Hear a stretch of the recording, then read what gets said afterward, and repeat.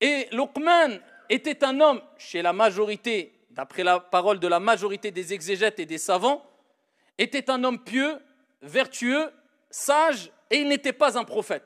Bien qu'une minorité des savants ont ici opté pour le fait que, pour l'avis qui est que Luqman était un prophète.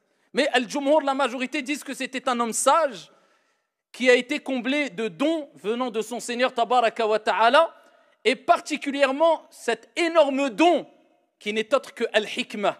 C'est pour ça qu'on l'appelle Luqman Al-Hakim, Luqman le sage.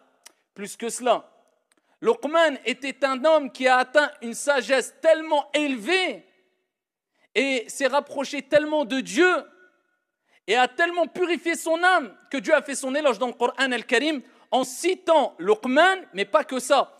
Il y a une sourate tout entière dans le Saint-Coran qui est appelée, comme vous le savez, Souratul Luqman. Luqman, le prénom de cet homme sage.